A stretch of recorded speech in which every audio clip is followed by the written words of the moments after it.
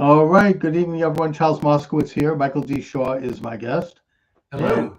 hi, Mike, and we're live as always. Um, I entitled this segment, President Trump is on a roll.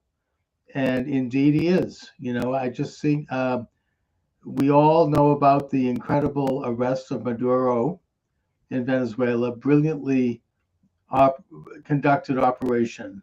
If you study it, it's incredible that they went in there and they just plucked him out, him and his wife. And when the left started to screech the establishment, they showed all these tapes of Biden or the people running that regime talking about arresting him and about his illegitimacy. He ran for office and he lost. His opponent got 85% of the vote, but he stayed in, and he was involved with all kinds of stuff that is makes him an enemy of the United States. He was dealing with Russia, China, Iran, Hezbollah. There was Hezbollah training going on in Venezuela, shipping oil to Iran. There's some crazy deal he had happening with them. China just had a delegation visiting him days before the operation, telling him not to worry about anything, that he'll be fine. And audaciously, right, the government, Trump just went in, knocked out their communications centers, landed right on the palace, walked in and nabbed him.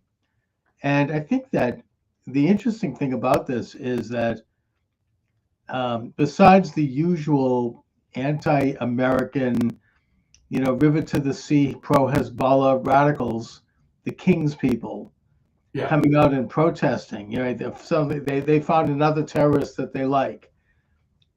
The overwhelming sentiment Well, among what terrorists don't they like? whoever's the most fashionable in a given day. We could go all the way back to Arafat. We go back to Stalin if you Yeah. want. But Yeah. the point is that Hispanics, not just the 5 million Venezuelans who had to leave the country because of the terror regime and the amount of poverty that had created, but all over the world, Right. celebrated, were weeping. Even Ana Navarro, one of the biggest of Trump haters, who's made a whole career on Trump hate, she said she was brought to tears over this, that miserable regime that I'm glad you mentioned that, because as much as I hate her, you got to give her props for that. Oh yeah, and they didn't know what to say. They're like, well, what about the way it was carried out? Yeah, she ignored that. I mean, not that you could criticize. What about the way it was carried out? Yeah, it was the best 11-minute war we've ever been in. It was brilliant. It was one of the most extraordinary operations ever. I mean, it was, it reminded me, as someone who's a student of Israel, of the Entebbe raid, when a group of Israeli paratroopers went in and they rescued people who had been taken under, as kidnapped by Idi Amin. It was a great, brilliant operation, and now President Trump is fixing on Greenland. The latest I heard, besides the fact that Rubio is going to Denmark this week to basically try to buy Greenland, which is something that has gone back in American history. I mean, this is new. Truman tried to do it. I think it goes back to probably the 19th century. Trump is talking about actually giving every one of these Greenlanders, and we're talking about maybe 40,000 people at most. I think it's 56,000, but there you go. There's more people in my home, the town I grew up in, Quincy, Massachusetts, than there is in Greenland. And meanwhile, you've got the strategic body. I mean, you could look at it on a map. It straddles the entire Arctic region, and you've got Russia and China circling around. It's obviously should be American. I mean, it's just, so, and Trump is the only person that could pull it off. Well, Michael Flores actually put out an article saying that this, and agreeing with you, this is nothing new. They've been talking about Greenland forever. Sure. And meanwhile, the colonialist Europeans are occupying, right? I mean, to use a left-wing term, I mean, all of a sudden, they're in favor. But he's talking about actually basically paying off every single Greenlander with a couple of $1,000. It's brilliant. I hope he pulls that off. I think they had the number 10,000, and I'm sure it could go Oh, higher. did they? Yeah. I think that'll be beautiful if they do that. I can see the heads blowing up from the left. Man, that would be great. Steve Turley, I'm sure you've heard his podcast. Sure. Former, I think he's a former sociologist, professor, Yeah. who's gone. He's a very good podcaster. He has some good insights on an issue that explains some of this. In that he points out that we have moved on as a world and as a society from the internationalist, transnationalist paradigm with the UN, the Council on Foreign Relations, all the secret societies, the World Economic Forum. They may have had the last gasp with the Chinese virus and their attempt to impose a passport on every citizen of the world. Didn't work, blew up in their face. Even the New York Times admitted that the virus had come out of a lab in China. And all the lies on that took them a while. And then the forced jab and the health problems that have been associated with that, they can't keep lying about that. And, the Biden regime, all the lies around that was the last gasp. And the world is moving toward what Steve Turley calls a civilizational society. In other words, kind of the pre-World War I era, when you had sort of centralized nations that represented a culture and a civilization and a political functioning that gave them regional power, and that they dominated the smaller states that were in their satellites. And then it kind of was a balance of powers, a natural balance of powers, maybe in the same way that our Constitution sets up a balance of powers, and that the states balance the federal government. And that those regions include, the reemergence of an Orthodox Slavic entity headed by Russia, an Ottoman entity headed by Turkey, a Chinese entity headed by China with all of their satellites and their power. And it says that the Western paradigm is the United States. It is the center of the Western Hemisphere. We're seeing a reassertion of the Monroe Doctrine, that the United States is hegemonic in the Western Hemisphere, and that foreign nations they can't interfere with that. I mean, that's what they were doing in Venezuela. They were turning Venezuela into a satellite of China, Russia, and Iran. And that the United States is not going to tolerate that, because our society, our civilization, as he calls it, is dominant in this part of the world. Doesn't mean we have to control these countries, but we are the leader of the Western Hemisphere. And that countries that don't play ball and who are playing footsie with foreign entities are going to be met in a vigorous way. And by taking Greenland and Venezuela, we have formed an arc that really represents that control in a very specific way. And that now you have the phenomena of nation after nation in Latin America tossing their lot in with the United States. First with Argentina under Milei. Now there's been an election in Chile. We have a conservative in place. There was just an election in Honduras, which there you go, by which the pro-Trump candidate won. You've got El Salvador, Panama, Trinidad and Tobago sided with Trump in this Venezuela situation, and having some technical issues here. And now they're sort of falling like dominoes.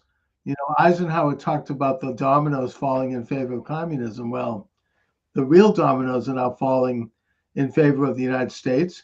I think that it looks pretty obvious that Cuba is going to be next. And oh my God, Cuba was being propped up by Venezuela. And now they're gone. Many people don't realize this, but the people guarding Maduro were all Cubans. Yes, they were. Cuba was, and Maduro's oil was propping them up. And Cuba, I heard today on NPR of all stations, Jim Browdy, right, my arch enemy here in Boston, had on this left-wing Hispanic professor from, I think it was from Georgetown, and he said Cuba is going to be next because the country is failed. He's been there many times. It's so poor, and that they have a dual economy. The good stuff all goes to the tourists who bring in hard dollars, and the rest of the people are really near starvation. Everything has fallen apart. It is a failed state, and it's going to go probably sometime between now and maybe the next 2 to 3 years max. I don't even think it's going to be that long. Yeah, probably not. So and of course, Jim Browdy is like, yeah, but Trump is going to take all the credit. Yeah, I mean, I think that the professor's saying, yeah, I think he is. Here you have this thorn in the side since John F. Kennedy's Bay of Pigs operation, and every president has railed against Cuba.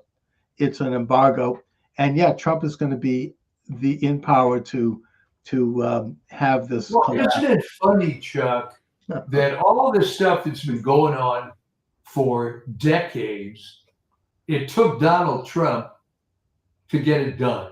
Whether you're talking about moving the Israeli embassy, Yes. the U.S. embassy in Israel to Jerusalem, whether you're talking about taking out this Venezuela situation, the Abraham Accords. It goes from the Monroe Doctrine to the Don Roe Doctrine now. Great.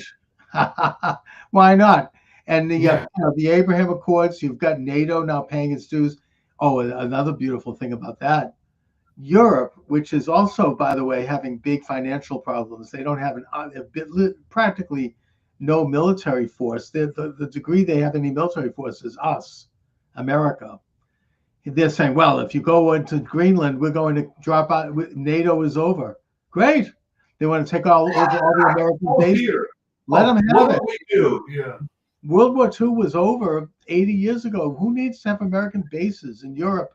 We'll save a fortune, bring everybody home, cut billions and trillions of dollars probably in propping up those regimes so they can have their welfare state at the American taxpayers' expense. And it's not only just the welfare state. The Western Europe seems to be based on the notion that, hey, you know what? We're not going to have any kids. We're just going to live it up and the future be damned. Well, they're calling in the chits on that now, so to speak. Yes. And it's just pathetic. It is. What's happening. And it's like they can do anything. I hope that we do, kind of run down or maybe reduce that European presence. It is a bit outdated. And they're like, well, Russia's going to take over Europe. Not really. Russia has not been able to take over Ukraine after 3 years of fighting. I don't think Russia really wants it. No, I don't think so either. But even if they did, they're going to fight Poland. Poland is a tough country. Yeah. Poland is not brooking, the Baltic states. I mean, they're not going to fold over. I mean, Russia has been, it's not defeated, but it's a stalemate in Ukraine. Ukraine has survived it. And maybe a little bit of hardware could help them. But beyond that, I mean, Russia has not succeeded if that's what they're trying to do. So Europe doesn't need us. Maybe they may need some military aid, but they don't need this big, American presence with all these bases and there's huge subsidies. So that could be realigned, and Greenland could become American.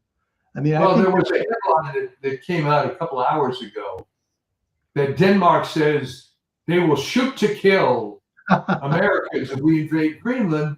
Right. And I'm thinking, well, we've got 3 bases in Greenland already. So what,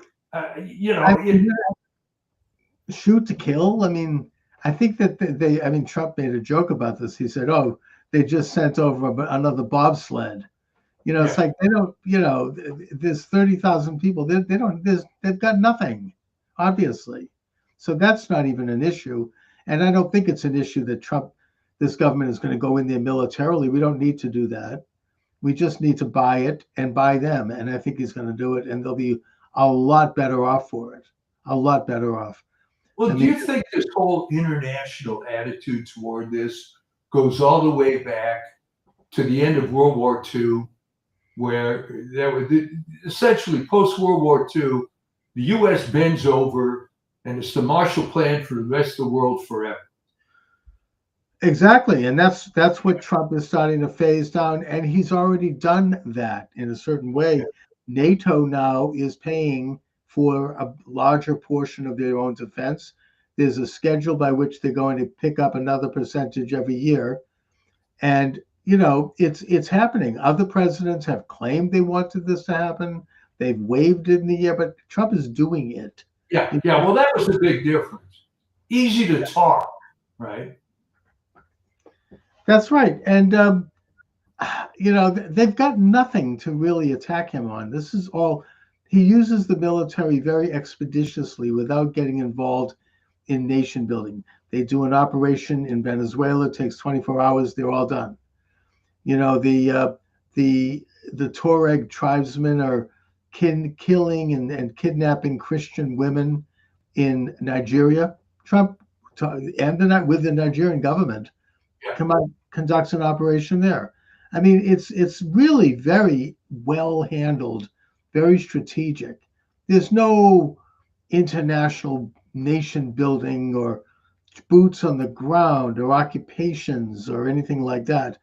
It's more like there's a humanitarian problem, we're going to deal with it. There's a threat to American national security, we'll deal with that very specifically. In a way, it's the way the Israelis have always handled these things. They go after the individuals who are going after them, and they take them out. Well, that which always to me, even when I was in high school, seemed like the obvious strategy. Gee, what's better? Doing a precision strike. Now, admittedly, the technology wasn't there always. Doing a precision strike on Uncle Adolf, or having 70 million people die in a horrific war. I mean, right. How do you balance this out? It's ridiculous. Well, I think Trump is into the precision strike, and he'll get it done. And then you don't have this big, senseless, internationally motivated war to bleed nations out. Trump supports national sovereignty. It's not only American sovereignty, but he wants other nations to do the same thing, and they are doing it. They're responding all over the world. You're having, this EU establishment literally stole an election in Romania by just canceling it. Oh, we're not going to have that happen. And Georgescu, he was just like, nope, he ain't going in. It was so blatant that everyone saw that, and they're not getting away with it. They're trying to do it in Germany with the AFL, which they have a Nazi past. Really? I mean, I think that the same group has a communist past. They're not Nazis. In fact, I think the thing that might have really pissed them off is the head of the Alternative for Deutschland, AfD. Right. She was asked about this. Do they admire Nazism? And she goes, no, we're on the right. Nazism was left wing. I mean, I read a book about this. That development was started, of course, just before the end of World War II. That the Nazis were a right-wing movement. I mean, by all logic, that's absurd. It was absurd from the beginning. But I think in Operation Barbarossa on June of 1941, Hitler double-crossed his socialist ally Stalin and invaded Russia. It was at that time that Stalin, and this is documented, that the Soviets sent out a memo saying, we're now going to call the Nazis right-wing and fascist, and anyone who supports them is the same, and that they're no longer, our friends, and that became the propaganda, and that the United States was suddenly the communists inside the United States went from pacifists because they wanted to help Stalin to super war hawks and super patriots overnight, like a light switch was turned on. Then at the end of World War II, maybe about a month into it, maybe March of 1945, you had the Duclos letter, which was written by a communist, Jacques Duclos, which basically they did another 180-degree switch. Suddenly, the United States is fascist now. Yeah. The United States is right wing. It's a conspiracy to. Oh, you're 100% right. But what I want you to explain to me and to the viewers is how did this get adopted by essentially the 100% of the intelligentsia of the United States? Well, they've infiltrated all these institutions. It's like what Gramsci said, and they really are tough people. I mean, they're very March dedicated. through the institutions. Right? March to the institution. They'll goose step through and support whatever the leader tells them to support. They have numbers. They're good organizers. They have followers who are mostly unwitting and ignorant people who will do what they need to do to be fashionable and be liked. Well, talk about unwilling, the ignorant people. This latest Minnesota outrage, which now what happened with that? I mean, it looked to me that she runs out of the house, gets in her car screaming about the ICE agent being a fascist, and she ran him over with her car. Right. Well, there's incontrovertible video proof of this, but what I'm getting at here is that doesn't matter because all these leftists, especially these Hollywood morons, like, no, there's clear evidence that she didn't do anything. She didn't hit anybody. I mean, it's right there. It's just a lie. And then, meanwhile, there's another film right after he basically, in self-defense, stopped her from. She was about to drive into him again, and he just stopped her like any sane person would do. I mean, her wife suddenly comes out of the house. Yeah, well, you knew that was her. Oh my God! I told her it's my fault. I let her out of the house. Well, I mean, really, and talk about Trump derangement. I mean, it's what is so great. I mean, it's a horrible thing, but what is so great about the consequences of this is the Democrats are embracing this. Well, it's become. I mean, look, we saw some of the absolutely ridiculous and farcical, in a way, machinations around the anniversary of the protest at the Capitol. They're still standing by that lie. I'm listening today to Jim Braude over at NPR. He's it's the same lies. Trump was the one who tried to steal the election. It's like a massive case of psychological projection. And Trump tried to stop and they were violent and they killed policemen. Oh, really? I don't recall them complaining about policemen being killed after the Kristallnacht that followed George Floyd death, right? When black businesses were looted, just like what the Nazis did to Jews. Black neighborhoods were burned. Black children were shot.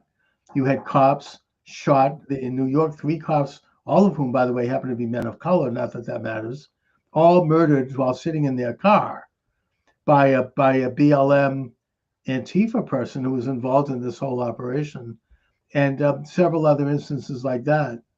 You had the defacing of American monuments all over the country, including the burning of St. John's Church across from the White House, a church that every American president, with the exception of one, since Madison, had attended services on the day of their inauguration. Here in Boston, you had the Robert Gould Shaw Memorial. Are you related to Robert Gould Shaw? I don't think so. Okay. But if it's worth any money, maybe I am. There's this beautiful memorial across the street from the state Capitol building in Boston of Robert Gould Shaw, who leading an all-black brigade in the Civil War. There's a movie made about it with I think Denzel Washington was in it and Matthew Broderick. I don't think I ever saw it, but it's a it's a great piece of history. I mean, it's a great piece of Boston history. And there's this great statue of this, so showing the whole scene. Somebody to face that. We never found out who. Nobody ever looked into it. I'm just saying, that this was going on in the country at that time, but they will not talk about that. And everyone knows at this point, it's obvious that the January 6th thing was a false flag. Everybody knows, people, I mean, and they know it too, but they lie. They're just going out and lying about it. Well, So let me ask you this. Are there going to be more of these, let's call them Anna Navarro moments, where these inveterate Trump haters and leftists are going to, a light bulb is going to go off in their head? I think there is among maybe some average people, especially, I mean, Hispanics now. I mean, Trump is brilliant at, I mean, they're all like happy and thrilled that this has happened. And Trump has already made inroads. He's already flipped Hispanic voters. And maybe I think that's going to continue. There might be a few other things like that. Like, for example, in this coming year, you have people are going to get what's called a tariff rebate. Working people, not rich people. If you earn, I think it's less than $100,000, you're going to get a check from the tariff income, which, by the way, is upwards of $350 billion, and which has reduced the national debt and closed or reduced the trade deficit. Did you notice, to interrupt, did you notice that all these experts who predicted disaster from this thing just don't understand why somehow it improved the economy? And people are buying domestically. Yeah. People, and the United States, by the way, is exporting now for the first time more than we're importing. Imports are down, but the point is it hasn't really hurt, because instead of buying French wine, you buy California wine. I mean, it's like, it's better for this country. People don't realize that these things lead to prosperity, these sorts of policies, and that it's nothing new. I mean, Abraham Lincoln was a big tariff president, right? I mean, this is something, Andrew Jackson was a tariff president. Tariff policy goes way back. There's a good book about this written by Pat Buchanan that I read years ago. And that it's one of these things that there are debates on both sides, but generally speaking, I mean, William McKinley was a major tariff president, and it usually leads to domestic growth. It protects American manufacturing, it protects American labor, it protects American industry. I mean, don't they care about labor? All the gains that labor made with the unions, tariffs protect those industries so they can have jobs, not to mention immigration policy also. Well, that's all right, but Trump, I mean, that's the whole argument. And for the first time, by the way, union membership dues are favoring Republicans in the big unions, like the Teamsters. Yeah. And the economy looks like it's getting better, and people are going to start to feel it this year. People are, the no tax on tips is going to put money in people's pockets. No tax on Social Security, no tax on mortgage interest. I mean, these things, I don't know quite the mortgage one, but, these things plus the shutting of the border and the deportations are going to result in a lowering of rents and a lowering of mortgage, because a lot of these rentals are being taken up by illegal aliens who are getting subsidized to live there. If they take that away, it's going to open up apartments, and that the rental market is going to respond by reducing rent. Well, Trump has also proposed to not allow big investment groups to buy homes. Yes, exactly. You had the big hedge funds buying up and artificially jacking up the price of real estate. So, and Trump understands this, and these things are having a direct impact on the economy. There's no longer, the drug companies have agreed not to overcharge Americans. They have to charge them the same that they charge Europeans. And other of these sorts of measures, the $1,000 per child that goes into an account with index funds, that money is invested into the economy, and it builds equity for that child 18 years or later. They can then start using those funds. So, I mean, these are very innovative things. And, it's, there's still a lot of pushback, but people, I think this year are going to start to feel those things.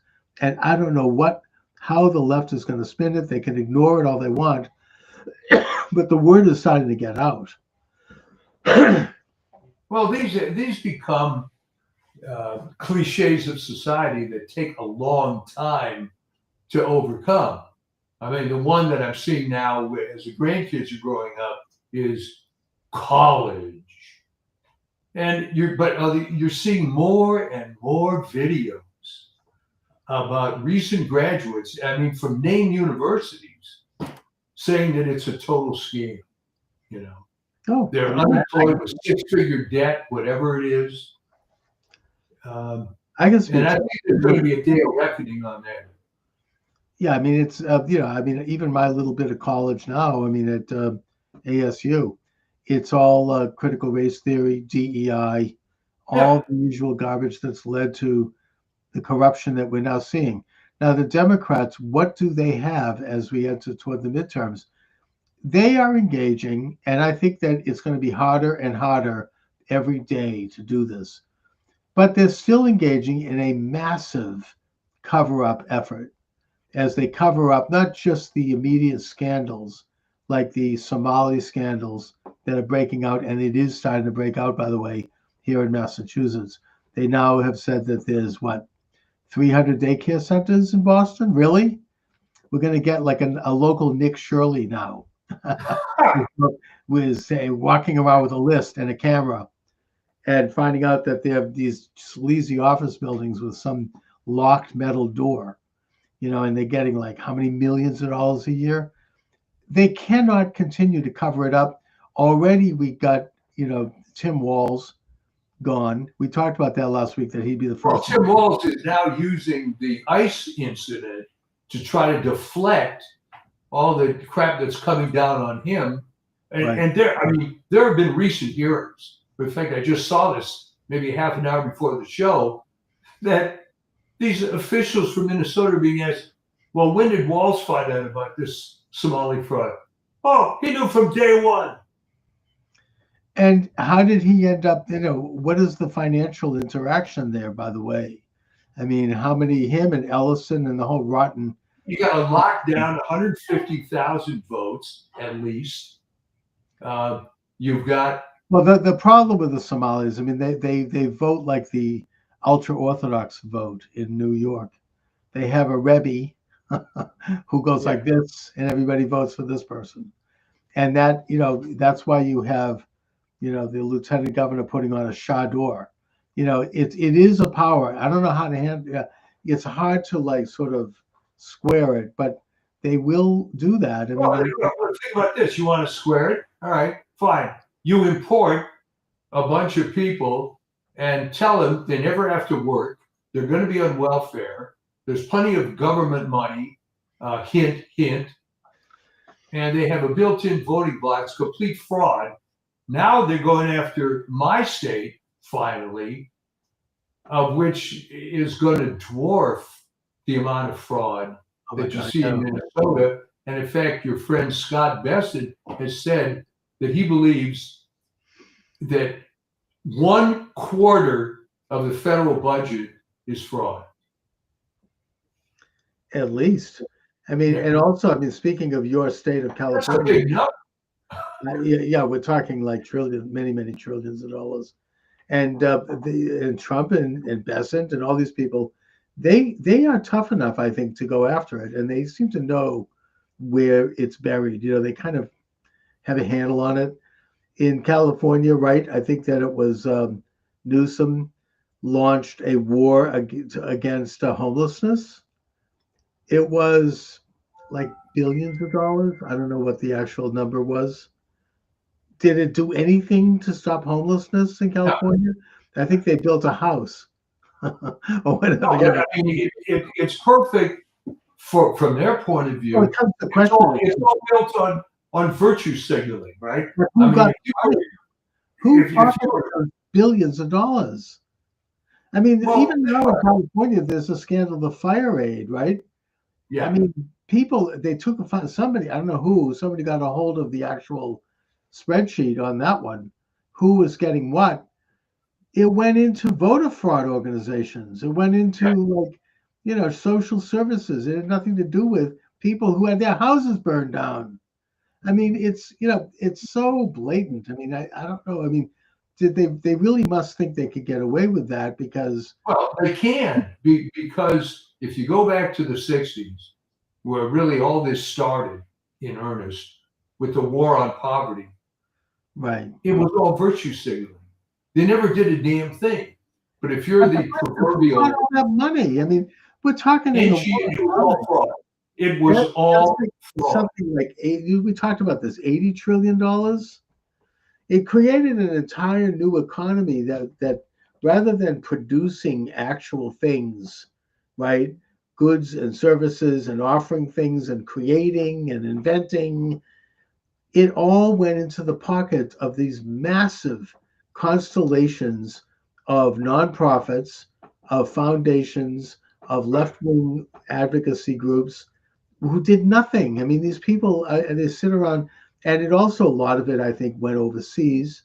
We talk about USAID, but to fund like color revolutions, left-wing causes, I don't know, LGBT, right? All of it, transitions. I mean, we found out the USAID budget. I mean, it's really obscene what they were spending on. That's nothing compared. This has been going on since Wilson. I mean, but I think it became industrial scale under LBJ. Yes, exactly. Where, and I wrote about this years ago, where they didn't even try to hide it. That was the best part. All right. When they went back, I mean, there was a famous 1964, and I talk about this all the time. LBJ went and visited this poor downtrodden guy in Appalachia, living in a shack with no teeth, every box checked off. Okay, now the war on poverty started, and he was the poster child, this guy, the war on poverty. All right. One of the news, I think it was NBC, followed up with this guy a year later. Right? Okay. He's got some teeth now. Right. He's still unemployed. He's still living in the same crummy shack. So they didn't even care about fixing their poster boy. Well, I mean, look at it. I mean, they probably put him on welfare. I mean, it makes you think of Ansa Toomey. Remember her? Maybe this might be a Boston story. Ansa Toomey, living in the Mary McCormick housing project in South Boston, fully subsidized for like 20 years or so. Right. She full welfare, full, EBT card that's replenished every week, so she has all the food she needs. She has a slip and fall, and then she's getting DDI and DSDI. And she's Barack Obama's aunt. A reporter went in and asked her, "Are you going to be attending your nephew's inauguration, by the way?" And she says, "Oh, no, I have much more. I'm too busy for that. I've got too many other things to do." I'm just saying, this is in a way, like, I know it's anecdotal, but there's no, I mean, it's bad enough that we're supporting her for her entire life, and working men and women who have to go to a job, and this is in a working class neighborhood, and people are there hustling in the middle of the winter to get to their miserable job so they can give her this support. Yeah. But there's no gratitude. There's no, I mean, this is the very they like to talk about privilege, and they like to talk about, I don't know, entitlement. This is the classic example of it. Privilege is when you get something that you did nothing to earn. You did nothing to deserve. Now, of course, you have that in a free society when people, your father is Nelson Rockefeller, sure. And that's the price of freedom. We have, or even John D. Rockefeller. That's right. I mean, that's the way it is. I know people like that. And yeah, Nelson Rockefeller didn't end up so good for him. well, but his kids probably put a pretty amount of penny in their pockets. I mean, and they did nothing to earn that. I mean, they were born under a lucky star. That is freedom. I mean, that's just how it is. But the same can be said for Ansa Toomey. I mean, she did nothing to earn that she would be supported her entire life like that. I don't care how much it is. And at least it can be some sense of like, gratitude for that. I mean, it's just. Well, there's a practical problem here which people don't want to face, and let me raise it. Okay, we could talk about the virtue signaling and the entitlements and so on, but I'm afraid to say that if you go into this society, there are a surprising number of people that don't know how to work, that are not very smart.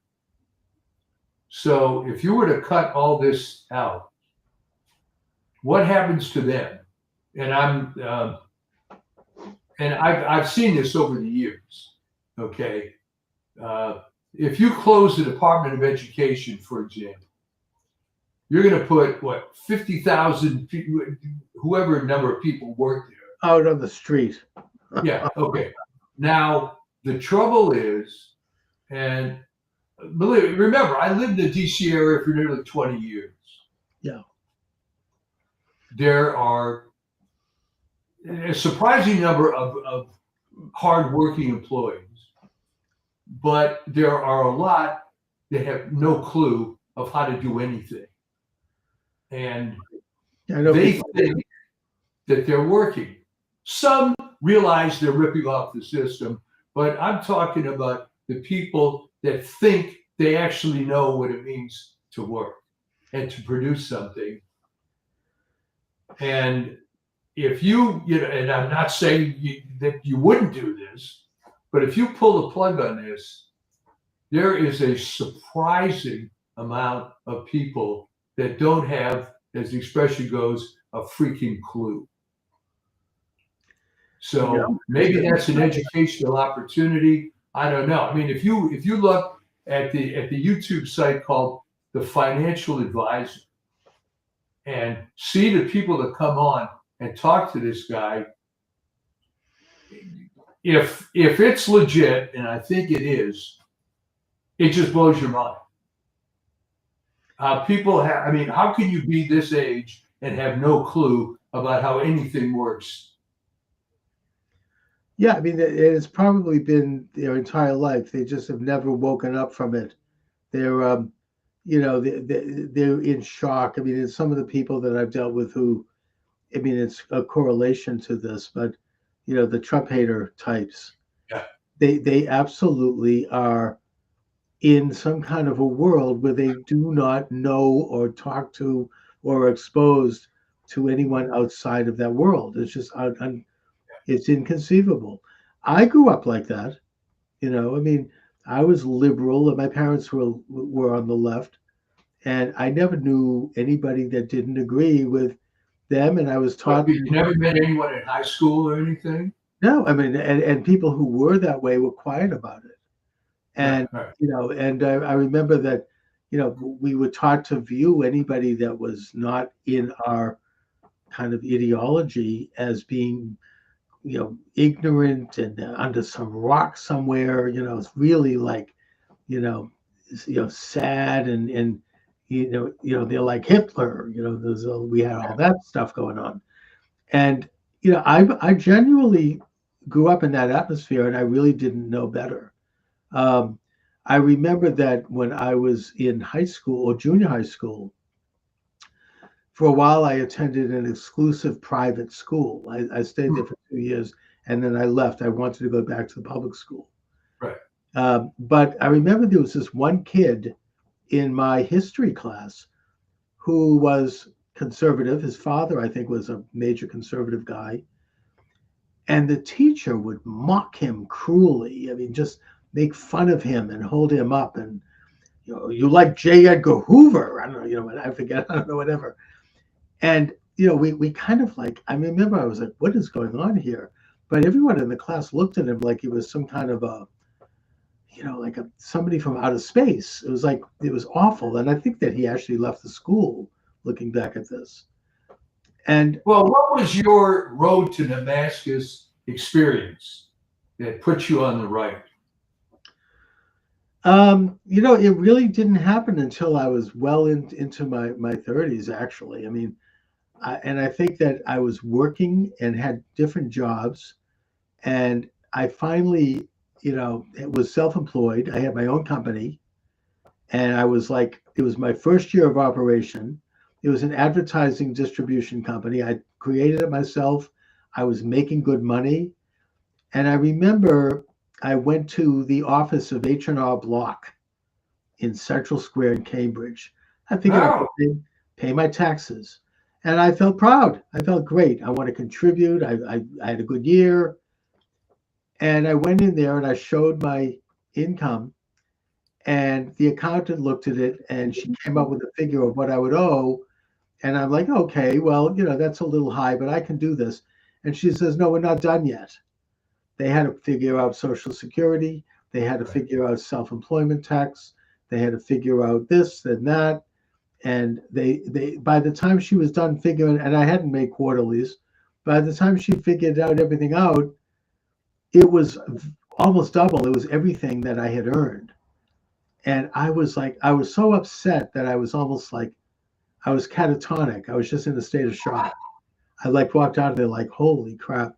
so then the scales fell from your eyes. Yes. I mean, I was like, I had all these ambitions to take this money and build my company. I had all these ideas. I was going to hire people. I was going to create this thing and that thing, all gone. Everything was going to go to the IRS and the state. And the state back then was very high. And I started to think about, holy crap, who is getting this money and why? Where is this going? Why is it happening? And yeah, and like I'm like, and also I started, because a lot of my work involved driving at that time, I started to listen to, by accident, because I used to listen to rock music and I was a guitar player and I listened to tunes. I happened to fall upon Jerry Williams, the late Jerry Williams. Do you know who Jerry Williams is? Yeah. And he was one of the first, actually. He was one of the pioneers of talk radio. When he started talk radio, he couldn't even take a call on the air. They would have to give him a note and he'd have to read it. And Jerry was a liberal, he wasn't a big conservative, but he was talking about some of these issues about the state of Massachusetts and the federal government and how much it's costing. And he got into some of the issues that we're into now. And I became really, really fascinated by this, to the point where I actually went to try to meet him. And I went to like an event where he was speaking, and I just was like awestruck by this. Now, I mean, toward the end of Jerry was basically fired from WRKO because he pointed out the corruption around the big dig, billions of dollars, and it sat there for like 15 years. You never saw the crane even move. They finally built it, but it was hugely corrupt. Well, it was originally going to be done for $2 billion, and then it became $20 billion. Okay. He was removed from WRKO for that. And I had a radio show on a Quincy station at that time. My show came on right after Ray Flynn's program. Ray Flynn was a former mayor of Boston, former Vatican ambassador, good guy. And I remember that there was an article about Jerry in the Globe. It was kind of like just a small article. And I said, my producer happened to know Jerry's number. And so I called him and I said, Jerry, I really love you and I miss you. And I wish you were back. Can you come on my show and maybe just spend a little time with me? He was pretty ill at the time. He was like housebound. And he said, yeah, not only will I do your show, but I'll come in personally. And can you get me a show at the station? And so I spoke to the manager about that, and he agreed. And Jerry came into the place. He was in a wheelchair. He was ill. and we all had lunch at the fish restaurant next to the station. And then he came in and we had a show, and it was so, I mean, it was just, I wish that this was before taping. You know, I don't have a tape of it, unfortunately, but it was so moving. And he had such a great sense of humor. He could cut through anything. I mean, the guy was so talented as a talker. And that appearance, sure enough, he was given a show at the station. He couldn't do it in person. He had to do it from home. So they rigged it up. This was back in the day. You couldn't do that so easily. Yeah. And unfortunately, he passed away within a month or two of that. Oh, okay. Yeah. But I don't know how I got into that. You know what? You got him back on the radio. I didn't know that story. Yes, I did. Yes, I did. And I just miss Jerry Williams. I consider him to be my mentor. And then I got into listening to other great radio hosts like David Brudnoy, brilliant host in Boston, and Gene Burns. They were just giants. I mean, back then, this was like early 1980s, around that time, maybe mid 80s. Talk radio had power back then. And you had some major intellectual powerhouses. Howie Carr is still on the air, and he's still good, but he's not quite in that category. Jeff Cooner is still on the air now, and he's pretty good. So they're still doing it. And Jeff Cooner will talk about the election steal. He'll talk about COVID. I mean, he talks about everything we are forbidden to talk about. The guys you mentioned were really legit compared to someone like Prager, who I think is pretty phony. Yeah, he's. By the way, he's had an accident where he's paraplegic. No, it's bad what happened to him. Yeah, I don't know what happened, but he's always been a phony. I've never been a fan. You know, and some of these other people, it's just. Well, you know, but here's the thing.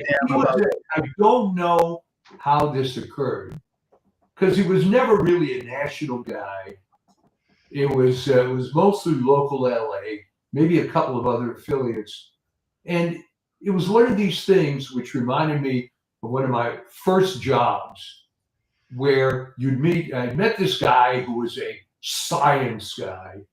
And the trouble with it was that if you knew anything about a particular subject, you knew this guy was full of it. And it was big. But he was grim and so on. The Nye, what's his name? Yeah, complete phony. So the problem with Prager was he came across like some big ethical, moral sage.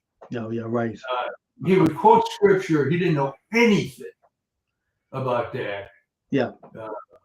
And somehow, I think his following, to make a point here, was people that didn't really know very much, but wanted to sort of reverse virtue signal. Well, I'm moral because I listen to Dennis.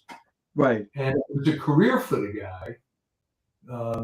I remember he went to my health club way back in the day, right? And he just, he didn't mind when people came up to talk to him to tell him how great he was.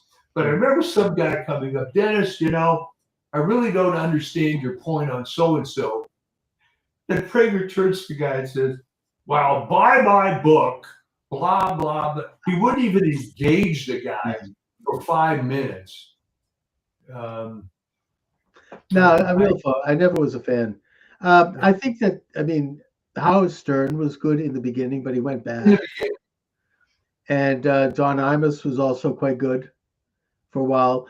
Michael Savage, great talk show host. I've listened to him recently. He's still doing it. It's not quite who he was, but he's still out there.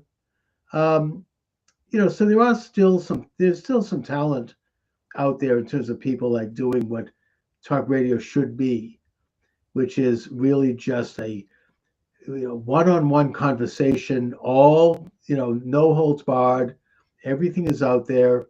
You can't fake it on talk radio. You can hear it in people's voice. You can, Jerry Williams could get on the air and talk for 4 hours with no guests, and he was brilliant. And he'd just take calls. It was hilarious.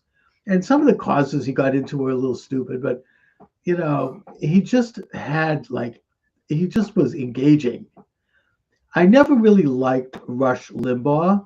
I admired him and I listened to him. I tried to listen to him. I couldn't listen to him too long. There's something about his personality that grated me. I mean, it rubbed me It the was too. I'm glad you say that because a lot of people are kind of afraid to, you know. He became this big icon, and I get it. And people on the right would really love listening to him and so on. But it became very formulaic. and very partisan. Yeah. The Republicans are all good. Yeah. Democrats are all bad. There was not a lot of nuance. And he just became like a hack. I mean, I think Well, that was the red meat. That's what happens to a lot of these guys. yeah, I mean, he That's just what happened to Howard Stern. You know, he Howard was Stern. edgy, and Imus was edgy, and then Howard Stern decided that if he gets into the sexually oriented content, that was his market. And Imus, I guess, thought that if he just became sort of an a-hole, frankly, that was his market, and it didn't work. In the long run, it didn't. And in the case of Howard Stern, he really went on the dark side. Yeah. He hates Trump, all that. But Rush Limbaugh, again, I admired. I think he actually did a lot to bring conservatives into the world. He probably influenced a whole flock of young people who came up. People like Charlie Kirk, for example. They were all Rush Limbaugh proteges. And for that, he did a lot of good in the world. I mean, I definitely credit him for that. And I generally admire him, but I just couldn't listen to him. My ears would get sore. It's like, but anyway, so that's sort of where, being in business. And the other thing is that I've always believed in God. I always knew at some level that to say that publicly was a no-no and that you would be attacked. And I wondered why. And I think that as I matured, I really started to think more openly about it. And I started to put together pieces about where the creator of the universe fits in to society and how there is an agenda. Why do you suppose that the liberal side embraced atheism to the extent that it did? Because it doesn't necessarily follow, right? Well, they want to overthrow God because, I mean, look, Whittaker Chambers, in his brilliant introduction to his book, his letter to his children, he talks about this in that he said that it's a conspiracy to overthrow God and replace God with the rule of man. That's what communism is. I mean, they can call it different names in every generation, but it is an ongoing conspiracy to replace God. It's not that they don't believe in God. They want to kill God. This is what the story in the Bible of Nimrod was all about. I mean, he built the Tower of Babel so he could get to heaven, pull out his sword, and cut God's head off. Yeah. He wanted to be the king of the universe. And that's what the left is into, this exhilarating idea that man can rule everything. He can create reality. He can mold morality. He can be whatever it is. He wakes up in the morning. You have these guys. I remember this. He was a regular on with Patrick O'Heffernan and I forget his name, but he's a man of the far left. And he had this syrupy voice, like every day he'd wake up and the world would thank him for being alive. I'm descending from Mount Sinai with the tablets. I mean, just this kind of overinflated sense of themselves. And you see this among leftists. I mean, there was this guy when I was growing up in my neighborhood. I'm not going to mention his name. I mean, he was like that. He was like, and my father's nickname for him was Jesus Christ, because he was like, I'm the one. I'm here to save the world. I mean, and it's so arrogant and so over ego oriented. And you find that with people on the left. They want to overthrow God. There's no sense of humbleness. There's no real compassion. It's all positioning. There's no ability to empathize with someone else. It's all about them. And that somehow they it's. I mean, this is what Karl Marx was like. I'm sure. I mean, you read about him. Um, the British historian Paul Johnson did some good writing about him. His book, by the way, is very good, called Modern Times. I don't know if you're familiar with him. Hmm. Paul Johnson, the British. Oh yeah, yeah, good guy. Well, he also had one called Intellectuals, which was Yes. very good. Well, that's exactly. And he talks about Marx and a lot of these people having this kind of overweening ego. And he points out that Marx never actually went to a factory and saw people working. He didn't He want couldn't balance his own checkbook. he didn't want to right. He didn't want to actually know what this was about. And Engels, his partner, actually urged him to come to my factory. He owns a factory in Britain. No, I don't want to. I can't go. Always found an excuse. Would never go because it was creating this theoretical world that had nothing to do with reality. It was all he's inventing the universe, and this is why they hate God. This is why they're atheists. Even though I think if you scratch the surface, they do believe in God. It's not that they don't believe in God; it's that they hate God. Yeah. They want to replace God. And Chambers points out it's the same conspiracy, and it is a conspiracy that has happened in every generation from the time that Adam and Eve took the apple and defied God and wanted to overthrow God. We know good and evil. We know everything. Right up till today. It's the same people. And it ain't going to go away. But the best thing you can do is expose them, call them out, show what they're about, engage them intellectually, take the high ground, and simply help people wake up. Because if we have enough people that wake up in every generation, we can set them back and have. Anyway. Well, okay. If you're going to write this story as how you came to your road to Damascus experience, there's one thing you could do to improve it. And that would be, you said after you had this epiphany, then you went back and tried to find that private school guy that got shunned. Right. And now I understand. Yeah, and now he's probably like the CEO of some huge company. I mean, you know what I mean? Seriously, did you ever look this guy up? No, and I just at the time I didn't I'm embarrassed. I feel like, you look back at situations and you cringe and you're like, oh my God, how did I even get along in the world? Because I did nothing. I mean, I didn't really know. I mean, it was like I was not aware of what was going on. I sort of thought, well, he probably deserves this. I wasn't participating in it, but I didn't do anything to speak up for him. This is perfect. This is a biblical story. While the teacher and the other students were making fun of this guy, they laid their cloaks at your feet, and then you, Paul Moscowitz, went on your road to Damascus and you got this experience. Oh, I mean, I suppose it's like St. Peter. He was asked about whether he knew Jesus, and he denied it because he was, I never saw this man in my life. Yeah. It's like a natural reaction when you're confronting not just power, but like an idea that seems to define the universe and that you're a part of, and you're in that you're not conscious, you're not aware that this is wrong and that there's something, askew here. Anyway. Well, it kicks you out of your comfort zone. I mean, I remember when it was 1964, and I go to some of my friends' homes, and some of these people were quite wealthy. And you hear about it was a race between Goldwater and LBJ. Oh, yeah. Well, we need liberal pills against Berry. Ha, ha, ha, ha. I remember that. I mean, Goldwater was going to blow up the world, right? Right. That was the thing about Goldwater. He's going to destroy the planet. And you had all these psychologists coming up with their. I mean, they did this with George W. Bush also. I mean, they shelves of books psychologizing him. This is one of the things that David Pakman does. I called him out on that. I said, "What the hell do you think you are?"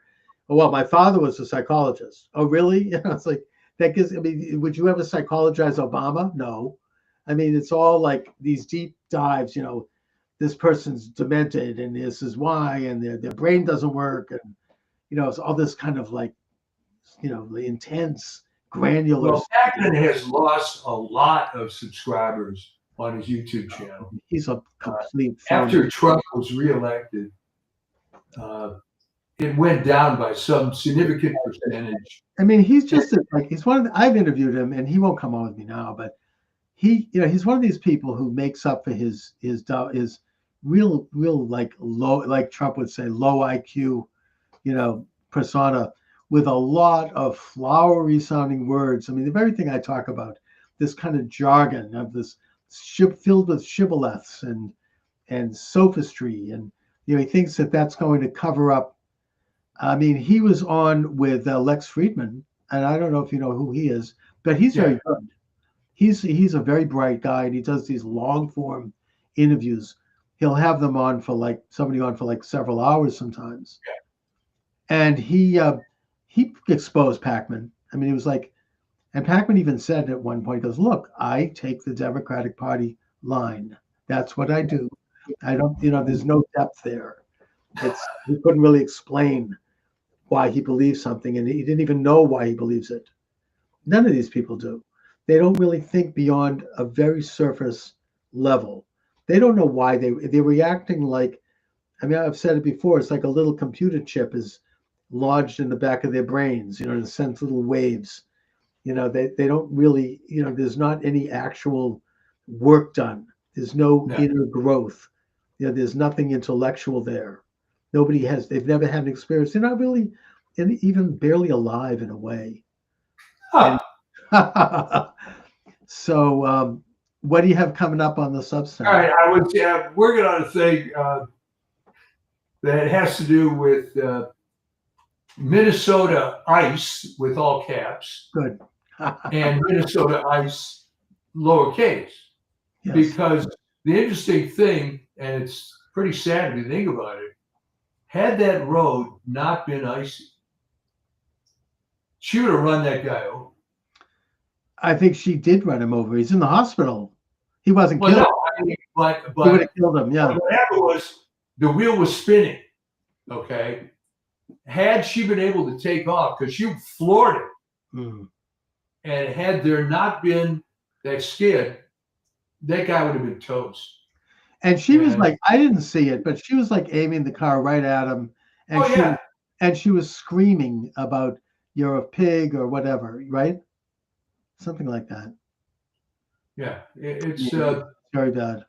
But as I said, the good that comes out of this is the Democrats are embracing this. It's unbelievable. Well, they're embracing. Why not? They're embracing Maduro. All of a sudden, even though there are now tapes of Biden's spokesperson saying that Maduro was bad and that they're the ones who put a bounty on his head. But that's all. Maybe if that hadn't come out, they would be even louder about it. But it's disgusting. I mean, I wonder who they're going to embrace next.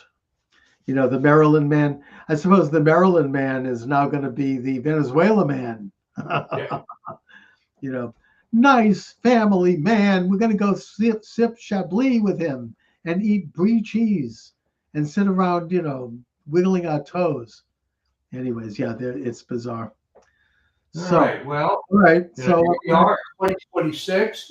Looks like it's going to be an exciting year. Indeed, and it's I mean, who knows what they're going to come up with next? But so far, it's miraculous and it's great. Oh yeah, predictable because good things lead to good things.